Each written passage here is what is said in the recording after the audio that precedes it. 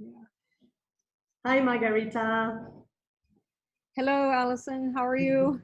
Thank you Good, for good. inviting me this morning. I'm really Pleasure. Yeah, excited. so it's morning for you in Qatar. In Malaysia now it's actually 5 p.m. Yeah, it's 12 o'clock here at the moment. Yes. Mhm. Okay. Yeah, so here we are on lockdown again, unfortunately, but yeah, it gives me a bit more time to chat with other women riders, so it's not that bad. So yeah, so for those who don't know Margarita, so she's a Harley rider based in Qatar, originally from the US. But yes, maybe I will let you give a small introduction about you, and maybe if you can give us, I don't know, three top words that would describe you as a woman rider. Yeah. Oh, as a woman writer. Oh, okay. Well, I would say generous, independent, and adventurous. Yeah. And I have more words, but those are the three top words that I can think of. Just to describe myself and who I am. And yes, I am very passionate about riding motorbikes. I never thought that I'd be riding motorbikes. So it has been an amazing journey for me, discovering the Why that? motorcycle. And Why did you think that you would never be riding a bike? well, I think as a girl growing up, you don't see yourself as getting on a motorbike unless you're surrounded in that environment, right? So, I mean, I would see motorbikes, but I really didn't have an interest in them at all. And I was a passenger as a child a couple of times on motorbikes, but it wasn't like something that interests me or sparked anything in me at all. So it was only later in life, in my 40s, that I actually got became a passenger, and it was that ride, that evening ride, that changed my whole perception about riding motorbikes. And I just didn't want to be a passenger anymore because it was just an amazing evening for me, where we were in the back roads of Qatar, no lights, and you had a parade of maybe 30 bikers that were out there riding, and you could see the stars. It was cold, so just feeling the that coldness hitting your face and your hands, and just experience and all the elements around you, just made an entire different view, and just fell in love with the ride. It was I fell in love with the ride, and I said to myself, I don't want to be a passenger. I want to be behind the bars, and just went off and bought a 120 Suzuki and started training in my courtyard. So you Didn't learned tell on any. your own. So you were passengers because you as you told me, you originally from Texas. You married a Qatari husband, and you have been in Qatar for 23 or 27 years. You said I've been in Qatar since 94, so 94. 24 years. Yeah. And so I guess you were passenger of your husband at that time when that No, happened. no, no, no. It was a group. It was a Qatar chapter, and a friend of mine asked me to come on the ride, and I said, she asked me very many times, and then I said, okay, I'll go this time, right? Oh, so you were And behind a girlfriend, basically. no, it was one of the Qatar chapter Okay. members. Yeah, and I remember vividly. It was a heritage that I was. And I actually own a deluxe because the deluxe is what I fell in love with when I saw it. So the same family. Yeah. Okay, so when you decided to learn, you learn in your backyard, what, on your own? And yeah, I have a courtyard. I have a huge like garage courtyard, and I went and bought a 120 Suzuki and started like learning, with the clutch and the gear, just like slowly, slowly, slowly, until I had enough confidence that then at that time my friend actually bought a 883 Sportster, and she was training in one of the stadium parking lots, and she said, look, I'm training, why don't you come and train? I'll do 1 hour and you can do half hour with my trainer. And she even, I didn't even tell her that I was learning at home. So when I got on the bike and started, took off, she was like really surprised. But that's kind of like, now I'm telling the world. But there's no riding school in Qatar. Like if you want, like you need to get your Yeah, riding there is. license and. Yeah, there is. So we do have driving schools here, and women can go and get their driver's license. But at that time, because I wasn't familiar with riding motorbikes, I wanted to learn at least how to how to control and how to use the motorcycle before I went to driving school. Yeah, I mean that was just my method, right? Yeah, Yeah, it was fair my enough. Fair enough. So yeah, I was also curious to know. So you have quite a strong bicultural background, basically, because you were raised in the US until your early 20s, and then you moved to Qatar. You've been living there for so many years. You have two kids there, um, and four. Oh, you have four kids. Oh my God. Good on you. And I was wondering how these bicultural influenced the way you see the role of women in those different societies, because the US is a very free spirited culture, and women are very free, and in the US, like, the number of women riders are doubled, like has increased increasing. by 100% in the last 10 years. And Right. yeah, in Qatar, it's quite new, right? So can you Yes. share a bit your experience and how your bicultural, background influence your view on that? Yeah, I think for me, I've always had this outlook of not having fear. Like, I think a lot of times, as humans, we have fear for many things, and as a child, and growing up, I just didn't allow. I didn't think of fear. Put it that way. I wasn't. I was always looking at, what are the positive, or even the good, or what value can I get out of uh, that one thing that I want to, that I have interest in or want to learn about. So fear really didn't come into. I mean, like I said, I got on the bike. I right away. I fell in love with it, and I just, like, within a week, I went and bought a bike. I wasn't thinking about whether the culture would allow me to ride as a woman, even as a Qatari woman, because I am Qatari. I have the passport, and so I didn't even think about those obstacles that I think, many times, when, as humans, we want to have interest, or we want to take that step and learn about it, we think about all the obstacles, or what about this. I wasn't even thinking about, like, what is the motorcycle accident rate here, or whatever. All I thought of is, I love riding. I fell in love with the ride.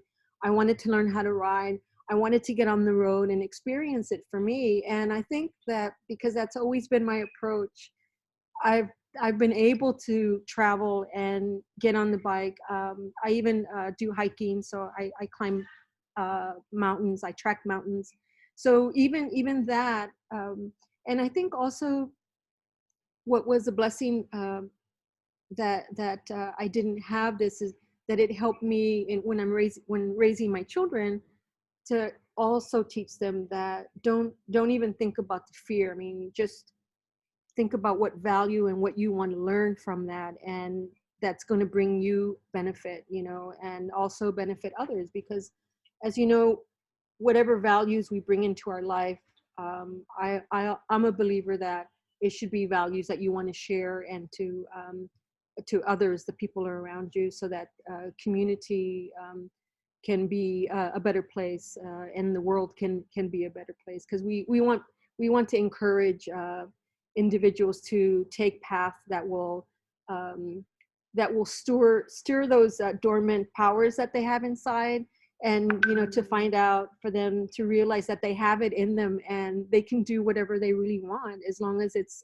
something that is good, nothing that's harming them or society. So So I always Yeah. encourage women to go forward and to not to think about those things. You know, there are so many things out there, methods and processes that we have to protect the women, like the Qatar chapter. They have riding training for the women and for the men. And usually when they ride with the pack, you know, in order for them to feel comfortable in the beginning, they put them in the front to make sure that that that they learn, you know, the signs, you know, and they're taken care of. And then afterwards, once they're confident enough to ride in the middle or in the back, you know, they're you know, they can do that. So so there are many processes and methods of to how should I say, that will help that individual And to gain that reduce the confidence. fear and to reduce the fear and build the confidence, that safe environment where they can take risk, basically, right? Yes. But because Yeah. you're right, I really think that fear is one of the worst feeling on earth, because it really paralyzes people, right? Yeah. And sometimes exactly as you said, it's in the mindset, because even women in some countries where, you know, there's no specific risk, where it's very common to ride bikes or women or Mm-hmm. whatever, even in those countries, sometimes women don't, because they think they cannot, Yeah. you know, rather than because they really can't. So, but at the same time, you're right. It's also giving that environment, because it can be a little bit, in your case, you had somebody who introduced a friend who introduced you to it, and you could go for a ride. If you're a woman in the middle of nowhere, or like in the city, and you just want to learn how to ride, it can be a little bit intimidating if you go to a school, or if you go Yeah. to a bikers club, you know.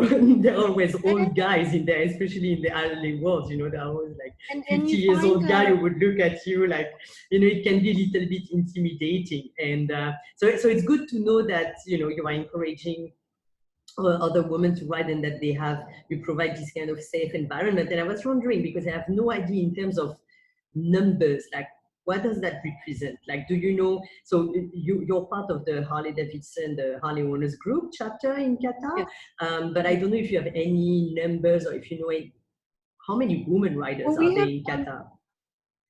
um, I don't know the exact amount, but we have quite a few women. I would say that I know at least 15 women. That's only the women that I know.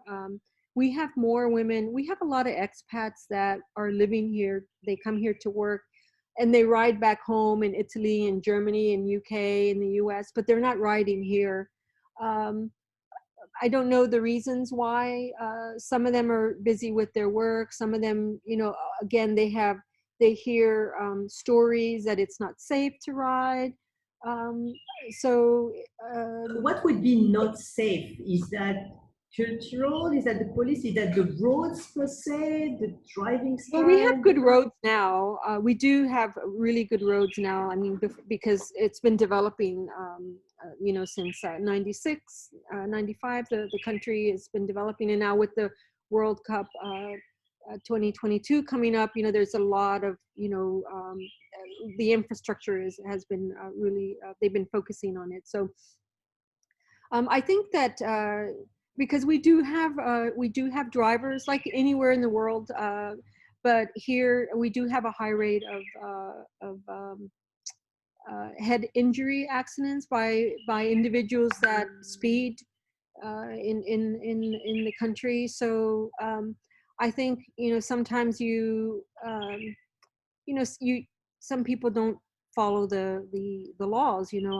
on the road. And so that's why it's very, very important when you do get on the bike, is that you learn and how to really focus, and learn, you know, to always look on your rear view mirror, not to be sightseeing when you're on your bike. When you're on your bike, you have to be really focused on what's in front of you and what's coming behind you. And and that's why we provide those writing skill training to the community here. And we bring them in. We bring Harley owner certified or Harley Davidson certified trainers to come here and to teach. So it's offered, and like I said, we have schools here, but mainly the training comes from these trainers that we bring from abroad, So in the region. from the community basically, and okay, Yeah. and other bikes, like, are there, like, on the road, like, do you see more and more women riding small Oh bikes yeah, or yeah. You sports see more. bikes or? Mhm. Yeah, we have lots of women that are riding more like the Vespas and even the Sportsters. You know, I mean, there's a lot of women that ride speed bikes. I don't know them all because it's a different group. But on Tuesdays, one day of the week in Lucille, we have a circuit here, and I forget if it's Monday or Tuesday, but they open it up for the women to go riding. And I actually haven't Oh, you had it. mean a track? Yeah, circuit. Okay, circuit. So we have Nice. the Motor GP that comes here, Yes. and like I So they said, on open it Tuesday up one day per week only for women? for the women, yeah, and women go out there and they ride, yeah. So and I haven't been there, but I met one lady recently. Her name is Mona. She's also from Malaysia, and she has a speed bike. There's two women as well from Sophia and Mona. They're from Morocco, and they ride speed bikes as well. So there are a lot of women out there. It's just I'm not like um, in that part of that writing group, right? Because I'm writing Harleys with the chapter or with other MCs that are here. So, but there are quite a lot of women that are writing, and more women that are coming to ride. And of course, they reach out to me to get information on the writing schools and information like you're asking me, because they hear stories, right? And it's sad that you come to a country. I guess maybe it's probably anywhere in the world, and you always hear like the unsafe things and not the good things, so especially from people that don't even ride. Yeah, So, that's the case most often. People who don't particularly know the riding environment, and yeah, we yeah. always have assumption. But that's why I find it interesting to discuss with really women on the ground. And that's why I want to take a moment to explore by themselves together.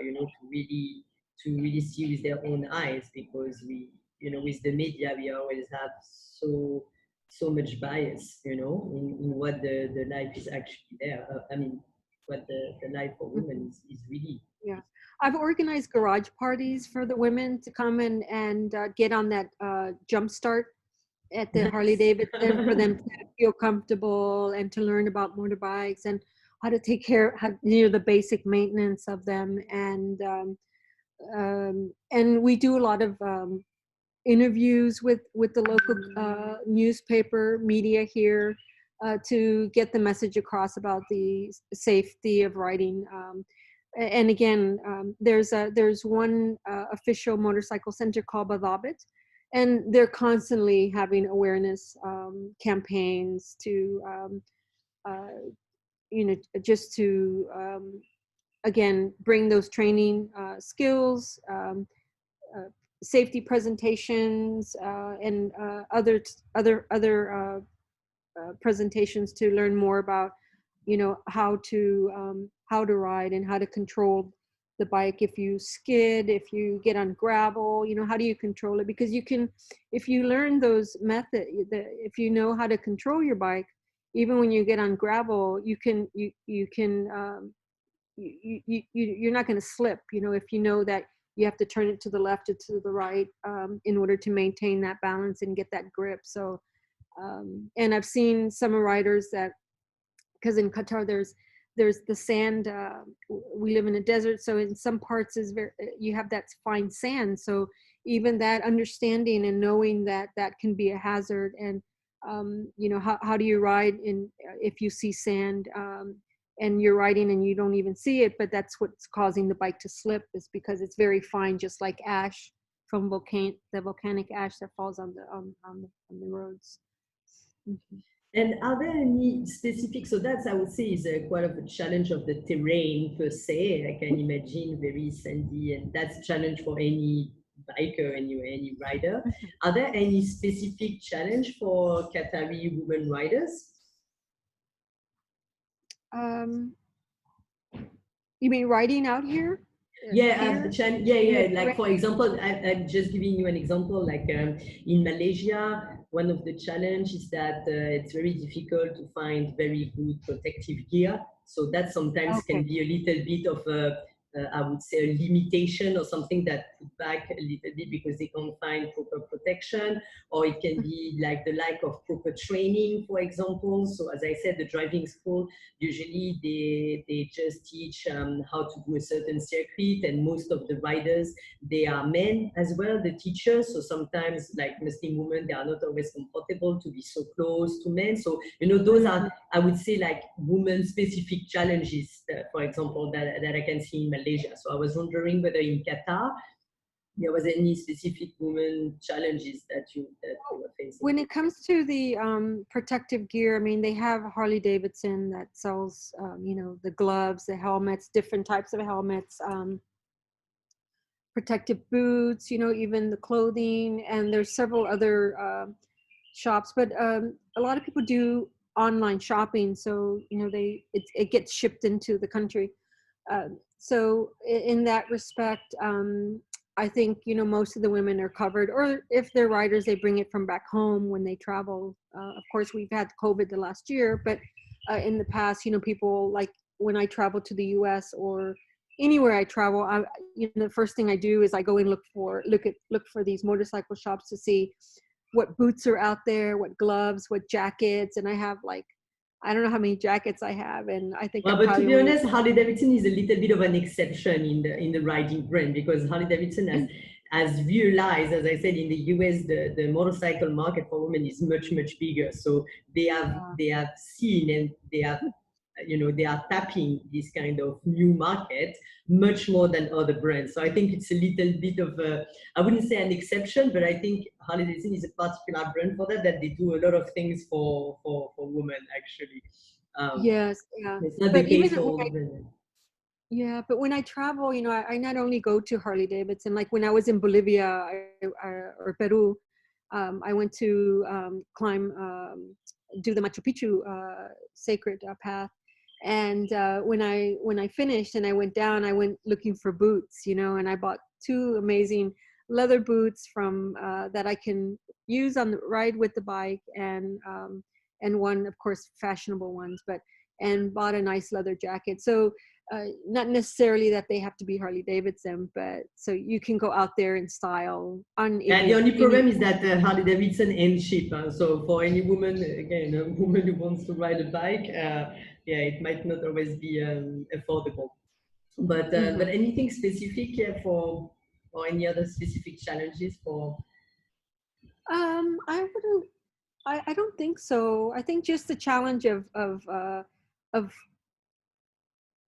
not listening to people who put fears into them. Qatar is a very flat area. There's hardly any hills, so it's a really great place to learn how to ride a bike because you don't have that. The challenges come when you leave the country, and if you go to Italy, like to the north, and there's hills, and learning how to ride on hills, and going to other places where they have different terrain, right? So that those are the challenges. But here in Qatar, I think it would be an ideal place for women to learn how to ride. Yeah. Mhm. Okay, interesting. And I guess, yeah, having a community of supporting women and local women is also like encouraging and inspiring. So they need both the inspiration and to unlock their mind and think. I have many Malaysian friends. They told me, well, at first I didn't think I could ride, but then I saw my friend started riding, and then another one started riding, and then suddenly I thought, well, why not me? So there is this Yeah. kind of inspiration, and then indeed the training and the ecosystem to basically be able to do it safely and build one's confidence, right? And outside, I mean, in addition of being a rider, a biker, and encouraging women rider, I also know that you're engaged in a lot of women organization in Qatar that kind of I don't like to use the the word empower, because I don't think that women really need to be empowered, but it's more like women business-led initiatives. So is there anyone that you'd like to share in particular, one of the initiatives that you're involved in? Yeah. So I'm very involved in the community, with in many different areas. It's just part of my life and who I am as an individual who wants to give back to the community, and especially give back to Qatar for giving me the citizenship here to live here, and to offer these opportunities, or to just have them there, and for me to take them if I want. So I'm very grateful to the country for giving me the citizenship, and for me to be able to raise my kids, and to just like I said, for the opportunities. So with that being said, we've when I do things for the community, I also involve my kids, and of course they were growing up. I was a single parent, and I was raising them. So I was very any community initiative that I started, with the support of different organizations, I included them. So we started the Best Buddies.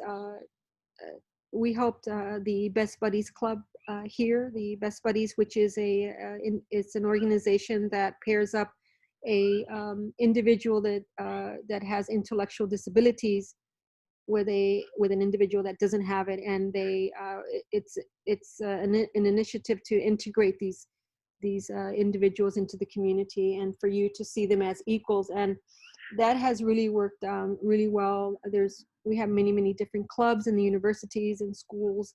The other thing related to women is the Qatar Professional Women's Network, that in 2009, which was also a time when I was learning how to ride bikes, when I fell in love with motorcycles, is that it was a group of a handful of women that sat in a living room. We all wanted the same thing, which was to help and encourage and to support women that were not only local women but expats coming to this new country, and offering them the resources and to get through into this new world, a new country that they were coming to. So since 2009, I have been with the Qatar Professional Women's Network, and we offer training, we offer workshops to the women here in different areas, different industries.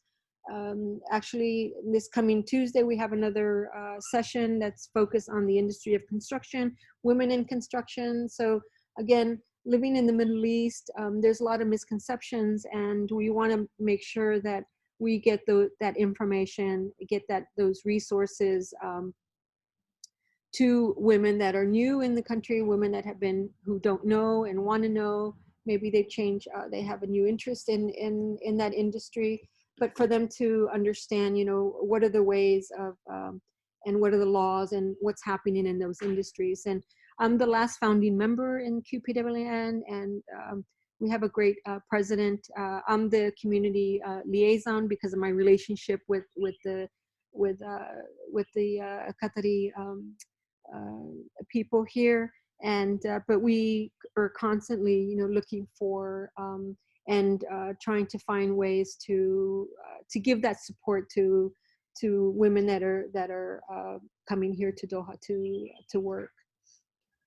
Nice. I have a similar thing here in Malaysia, Okay, where it's called the cool. tribe. But yeah, it's definitely needed. Yeah, because we don't have those spaces. And even it's like in terms of professional network. Like at least when I arrived in Malaysia, I would go to those professional network. There would be only like all. I shouldn't say all, but like 50 plus years old white men in oil and gas or finance or Okay. telco. And when you're young 29-year-old and you arrive at a new job or whatever, you feel a little bit, it doesn't really seem like an environment for you. And then if you're an expat wife and you're looking for a job, you only have organizations where basically you go volunteering or do nice activities in the Yeah, middle of the day. But if you have a job, you don't have time, you cannot connect with those women. So there was a kind yeah, of gap to connect professional women, you know? yes, So, yes. And so that's yeah, what we that's really provide. nice. That's Yeah, what we yeah. provide. We provide the networking. We have a like a workshop to how to find a job in Qatar, how to interview in Qatar, how to dress for interviews, because it's a different country. It's not the Europe, Yeah, yeah, yeah. and you have to How do you understand. adapt culturally and so on? Yeah, that makes sense. Yeah. That's a very nice initiative. And so getting back to riding, tell me. So I've never been to Qatar myself, so I'm really Okay. curious to know what are your favorite riding spots. Like if somebody's going to Qatar, where would you say it's like for a biker the places to go? Yeah. So I really love getting up if I'm doing a solo ride. I like to leave very early in the morning, like right as the sunset is coming up. So I one of the places that I love is Sikrit. It's northwest of Qatar, in an area right before Dukhan, which is like I said, northwest. But it's one of my favorite places because they have like these mushroom rock formations, and they're just stunning. When you can't really get your bike out there. I did take out my Sportster there one time. Like I went very early in the morning, went out there, and said, okay, my Sportster can make it. The road's not too rocky. Because it's not sand desert. How this is rock desert. So I went in about like 1 kilometer. I was okay, and then at a distance I saw like camp, like it was like an army camp, like, oh, I was like, oh my god, I don't think I'm supposed to be here, and but I didn't see any signs or anything. So I was trying, and like I said, it was very rocky, so I was trying to turn my bike back to head out back towards the road, and I didn't even get a chance to even turn the bike when I had like four like SUVs, like, or that were flying towards me, and they said, okay, who are you, what are you doing here? And I said, I'm just riding my bike, and they're like, oh, okay. Because we have some training going on here, and so if you can just please, you can ride in this area but not in this part of the area. It was like, okay. So they helped me with my bike because I was having a hard time, and they escorted me back to the road. But like I said, they have these beautiful rock formations there that are so amazing, and just to connect again with the elements around you is my favorite part of riding the bike, and even going to Sikrit, because it's desert, and the beauty that you see, and of course you have the different the sounds of the animals and insects that are out there, which are lovely, and so it's a really great place for me to go and just to meditate. I love going out there. Those That's really like one of my favorite places. I have other places, but I can't get my bike out there. So I do like usually I'll just leave my bike on the road, on the side of the road, and I do some walking. So I do some rock climbing up these Well, that's nice too, hills. especially if you spend a few hours on the bike. It's nice to get your legs out there and go Yeah, for a walk I and had my Sportster was a white one. I had a 1200 XLO, my first Harley Davidson, and yeah. I I was again in that area, and what happened was that I saw a caravan of about like, I don't know, there must have been like 50 camels. I saw them at a distance, so I've never seen it before, right? So I stopped on the side of the road because I said, well, maybe they're afraid of the sound of the motor, right? Of the exhaust pipes and stuff. So I turned off the engine, and I just sat there and waited for them to go. And at a distance, I can see one black. It was a very dark black, dark brown camel, and I immediately felt its energy focused on me, and I said, oh crap, like what's happening, right? Like what is going on? So I just like stood there next to my bike, and I watched one by one of these camels, you know, walking by, and I could feel the energy of that particular one. And sure enough, it got out of line and came to me. It got out of its line and came to me, and I just froze and stood there. And it was like smelling me and was all over me. And I was like, "Hello, how are you? I love you." And you know, You just say, I always say that motorbikes connect people, but it also connects people to animals. yeah. So what happened was, and then it left. It went back into its line. And they said that usually the camels are not, you know, shouldn't get out of line because, you know, they're like birds, right? You just follow the track, right?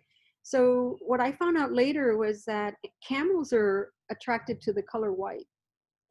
My Sportster was white, was a white. My jacket was white, a jacket I bought in Italy, and I was wearing a Paul Smith helmet that was white and gray.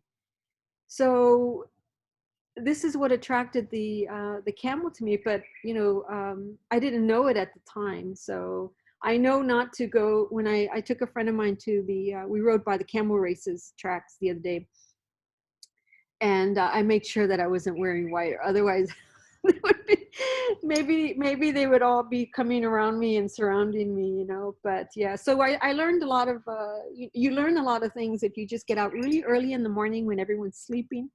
There's a lot to explore and a lot happening out in the deserts of Qatar. Yeah, that's amazing. I mean, sometimes being asked the questions like, do you prefer to do solo ride or do you prefer to ride in groups? I think it really depends on the circumstances. Like there are some Yeah, ride you really need to do for yourself, like yeah, to meditate, to be in a right state of mind, just to free your mind. And there are some rides that you want to do with others because you want to share the excitement. When I go with some friends and we discover beautiful spots, I'm like, yeah, wow, that's so cool. And you want to share it with somebody, and you want to connect with the people. And as you rightly said, this night ride that you did and that you were passenger and you, I don't know, you kind of had an enlightenment. I had the same yeah, feeling when I started riding first with women riders in Malaysia, and we were on this road, and like I could see the 10 bikes in front of me, those women, kick-ass women in front of me, and I just yeah, had shivers, and these, you don't have when you're on your own, but when you follow a crowd, it's like, I don't know, it's very empowering. And I was wondering, do you have any motorcycle dreams? So it could be a motorcycle or a model, or it could be maybe a trip or to do something, a challenge. Do you have any motorcycle dream? um I customized my Sportster several years ago, and it won a lot of prizes, which I was really happy about that. And this year, because I was busy with my with the wedding, I wasn't able to join the custom show that just happened. It ends today. It was the last 3 days, but I've So been thinking just about. for those who haven't heard our previous conversation, so when you say you were busy with the wedding, you were busy with the wedding, not yours, huh? Yeah, not my wedding. Yeah, yeah, family wedding. Very And well. so I've been thinking again to customize that bike, or maybe to start from fresh and customize another bike. Just and yeah, so that's kind of like one of my dreams. And of course, I try anywhere I go, I try to ride a motorbike. So my plan is to go to Mexico. My plan is to go to Mexico. I have 3 mountains there to climb, and I'm just waiting for the national park to open, and I'm out of Qatar. And also to catch up with the Harley Owners Group Mexican chapter. So I Oh, hope to nice. So that would be your connect first with them. destination, Mexico. Yeah, Mexico is my destination to go And, and ride, and and right there, okay, yeah, and nice. ride there with the women and the men there. But I just wanted to say one thing that uh, I don't know if you heard of the World Women Riders World Relay that happened. Yeah, Yes, were you a of part of course. it? I took part in the Malaysian Ripple Relay. Oh, okay, cool, And cool. the final event, yeah, we were about 300 women riders, yes. Yeah, it's amazing, Uh, amazing. So I organized the the relay Qatar one, here. yeah. Yeah, yeah, the Qatar one here, and that was really amazing to just have a ride just of women.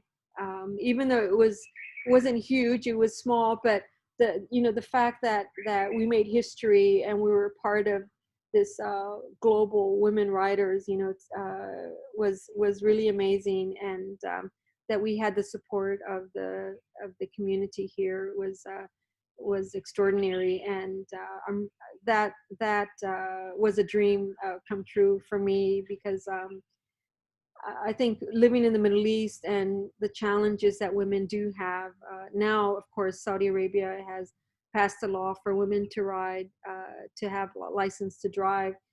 So you have women that are now getting on motorbikes and riding. So I'm really happy that that's happening. And yes, there have been women like in Lebanon and more liberal. Well, I don't want to say liberal, but countries that the law allows them to have a license to motorcycles. So to see that Saudi Arabia and other countries are passing laws to give them the right to choose on what kind of vehicle, if they want to ride a vehicle or ride a motorbike. So I have one woman who came in from the US and she contacted me because she wants a motorbike to go to work. She doesn't want to go in a car. So for her, yeah. So I'm happy that Qatar does have does allow women to ride, give them the motorcycle license, to ride. Fair enough. Progress, progress. So my last Progress. question on that matter, the last question, but yeah, for WRWR, what I just wanted to say is that, it's not a one-off thing. That's something that we can keep doing. And as I said, Yes. with the trips that I'm organizing and so on, I really hope that we can do that more regularly, and connect with each Mhm. other like more as Yeah. a regular thing. And yeah, so talking of women riders, just to close this interview, I'd like to ask you, what would you advise or what would you say to women who are afraid of riding? They feel like they want to, but they don't dare. What would you tell them? I would tell them just jump on the seat. Just jump on the seat and turn it on and take off.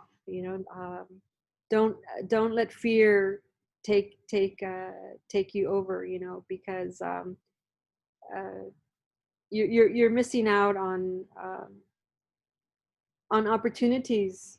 I have to say, Yeah. the opportunity to learn how to ride, because that's a great.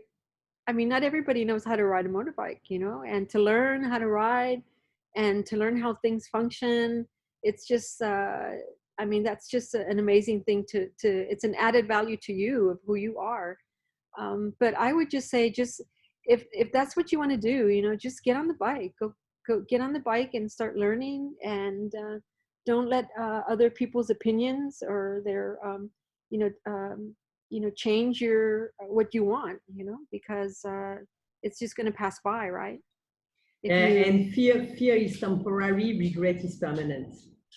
yeah, yeah, yeah, Thank you definitely. so much, Margarita. It was lovely speaking with you. And yeah, I hope we can meet soon again on the road. Yes, yes, yes. Have a Thank you so great much. day. And, My pleasure. Have a great day and ahead. and hello to everyone from Qatar. And I wish you all a safe riding and happiness on the road. Just keep that rubber down on the asphalt and look forward. Yeah. Thank you. All See right. Thank ya. you. Take care. Bye bye.